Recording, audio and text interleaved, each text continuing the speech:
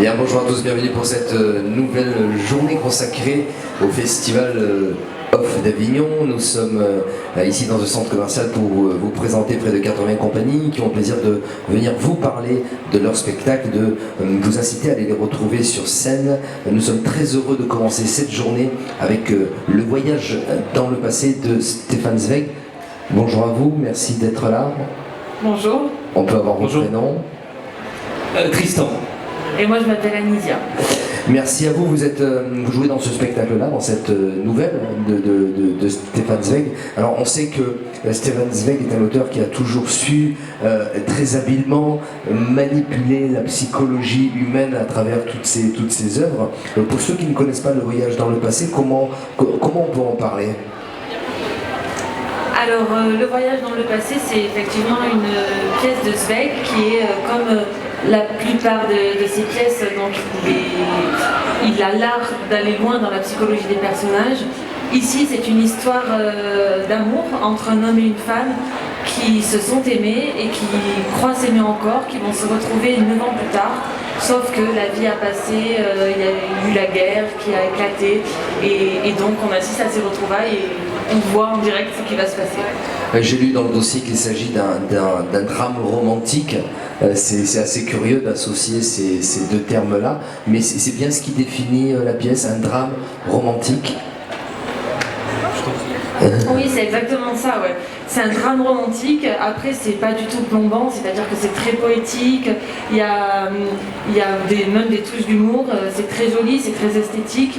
On a fait une mise en scène qui est inspirée un peu du théâtre No japonais, et c'est un drame romantique, oui, c'est exactement ça. Alors pour ceux qui ne connaissent pas le théâtre japonais de manière générale, comment ça s'exprime sur scène en termes peut-être de mise en scène, en termes de décor, comment ça se passe généralement?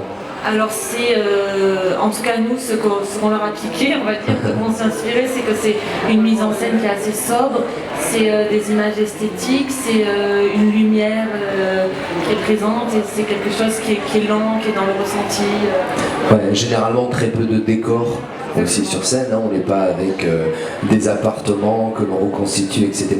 C'est pas du tout le principe du théâtre japonais. Par rapport à cette nouvelle de Stéphane Zweig, vous nous parliez de ses retrouvailles.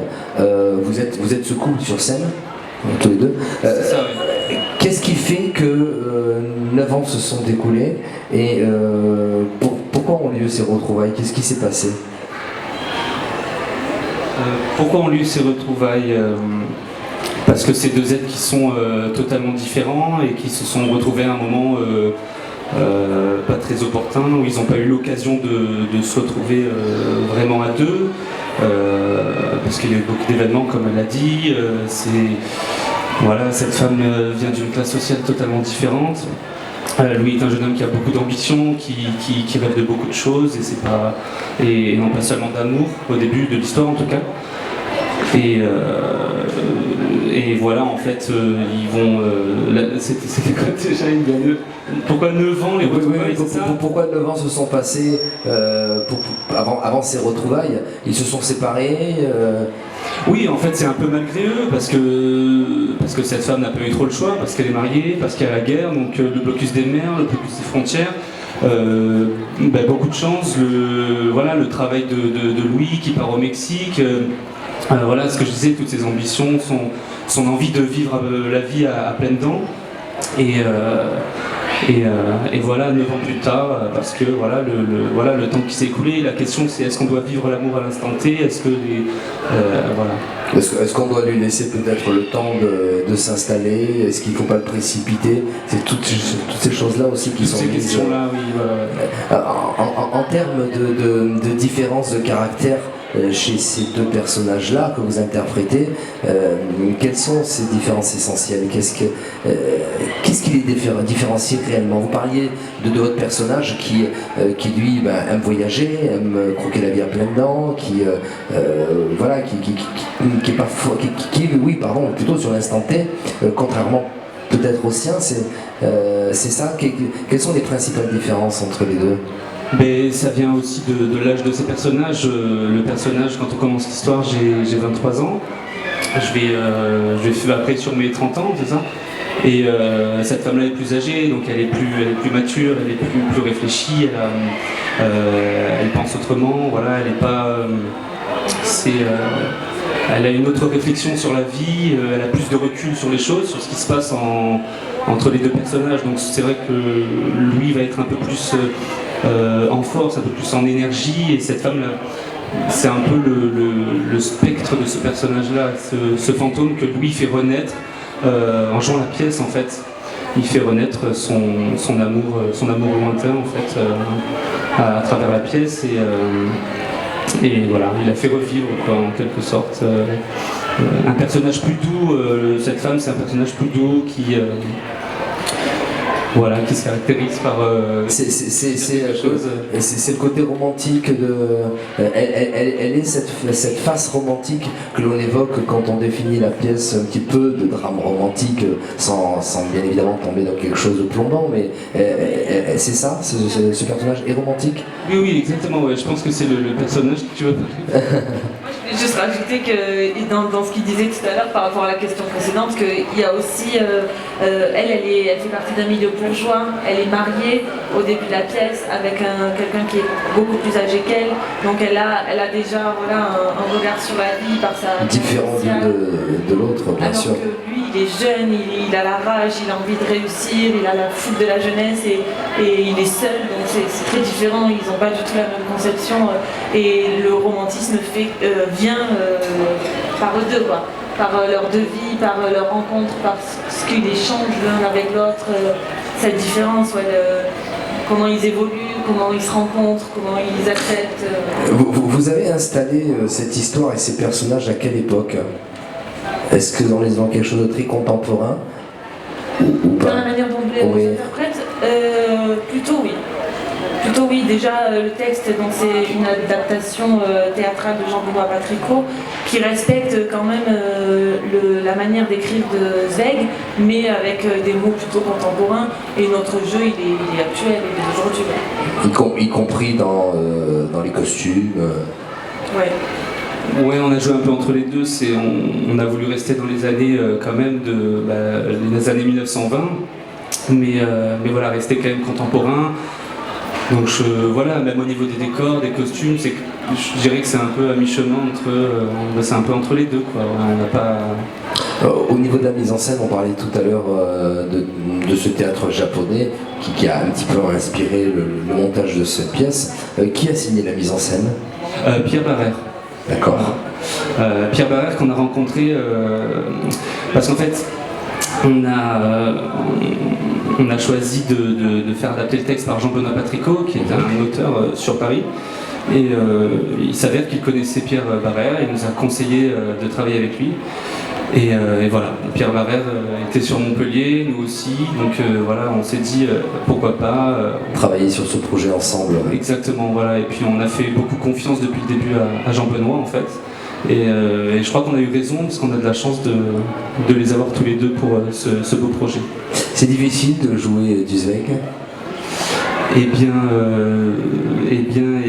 oui, au début c'était compliqué, ouais, parce que c'est une partition assez compliquée pour nous deux. On est deux sur scène, donc ça fait beaucoup de texte, ça fait beaucoup de présence scénique aussi. Voilà, beaucoup de présence. Et puis, le Festival d'Avignon, c'est très dur. Il faut tous les jours faire renaître les émotions et tout ce qui va avec. Il faut réussir à bien tenir son rôle, être bien campé dans son rôle tout le long, et c'est ça qui est pas facile. Ouais. Et finalement, c'est aussi ce qui est un petit peu paradoxal quand on est finalement dans des pièces comme ça, de Zweig ou d'autres, où les personnages existent à travers leurs sentiments, leurs émotions. Il faut aller piocher, puiser, et ça, faut le faire tous les jours.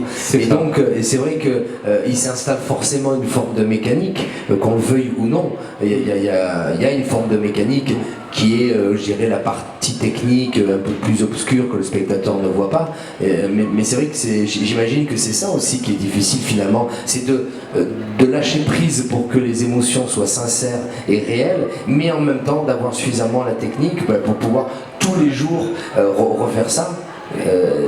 Mais voilà, c'est la complexité de ce Festival d'Avignon et d'enchaîner autant les dates, quoi. c'est ce qu'on disait tout à l'heure, exactement ce dont on parlait. C'est tout le pari un peu de pas se laisser, de pas rentrer dans cette mécanique, de pas, voilà, mais je pense que c'est pareil pour tous les spectacles, de vraiment faire renaître à l'instant T, d'aller rechercher tout le temps une vérité du jour, du moment aussi, parce que voilà, d'un jour à l'autre, nous-mêmes on est différents. Bien sûr, on a aussi une vie, enfin, je parle pour vous, mais vous avez une vie à côté, donc forcément, qui peut venir influencer et qui vient de toute façon influencer le jeu, forcément. Vous êtes à l'Observance, alors j'ai pas l'horaire, rappelez-moi. 17h. 17h tous les jours. Alors tous les jours, sauf les mardis. Voilà. Voilà, donc il vous reste une relâche, c'est au théâtre de l'Observance à 17h. On fait juste une petite pause musicale, mais très très rapide, et on se retrouve pour clôturer cet entretien d'ici une minute. Alors on va terminer un petit peu cet entretien, on a parlé de cette pièce qu'on retrouve à l'Observance à 17h sauf les mardis, cette nouvelle de Stefan Zweig. On va parler un petit peu plus de vous, Anicia, et de vos parcours artistiques. Tristan, d'où venez-vous? On va commencer par Anicia. Alors moi j'ai fait le conservatoire de Montpellier, de l'ENSAD, et puis ensuite j'ai rejoint différentes compagnies. Cette année c'est mon 3e Avignon. La première année je l'avais fait avec Tristan, on avait joué l'épreuve de Marivaux. Puis ensuite j'ai fait au Chien Noir où on a joué Migrant, et cette année c'est la 3e année. Ah d'accord, vous étiez dans le Migrant oui. de Gérard Gélas. Exactement. Donc vous venez de Montpellier, vous Tristan? Oui, je viens de Montpellier, ouais. Mais j'ai commencé le théâtre très tôt. J'ai fait le conservatoire de Nîmes, j'ai fait le conservatoire, l'ENSAD à Montpellier. Et puis j'ai passé une petite audition pour une compagnie en amateur, et puis ils m'ont rappelé quelques années plus tard pour jouer en pro avec eux. Donc c'est la compagnie des Gens du Quai sur Montpellier. Donc j'ai travaillé avec eux 3 ans, je crois, 3-4 ans. J'étais danseur, danseur comédien, et voilà, on s'est connus avec Anissa sur l'épreuve de Marivaux en 2016 à Avignon, et donc pour moi c'est mon 2e Avignon, et j'espère que j'aurai la chance de revenir et de représenter d'autres spectacles, c'est aussi le but. Hein, voilà. Ou un autre spectacle, ou le même, pourquoi pas, si celui-ci marche, j'espère. Bien sûr. Et là, vous travaillez dans le cadre d'une compagnie. C'est une compagnie, une production qui présente ce spectacle-là. Là, c'est une compagnie. On a créé notre compagnie cette année. Je crois qu'on a tout fait cette année. Hein. Voilà. En fait, ça fait un moment qu'on voulait travailler ensemble après Avignon en 2016. Et voilà. On a, dès janvier de cette année, on s'est dit allez. Vous avez lancé. Et cette compagnie s'appelle comment? À 1000 rêves. 1000 rêves. Mais écoutez, on va vous en souhaiter encore plus. Voilà. Le premier, c'est celui-ci. Et le premier, c'est celui-ci, le voyage dans le passé, Stefan Zweig à l'Observance à 17h, sauf les mardis. On vous lâche parce que je sais que vous êtes sur scène d'ici 2 heures. Donc bon festival, et merci d'avoir accepté cette invitation. Merci beaucoup. Merci beaucoup.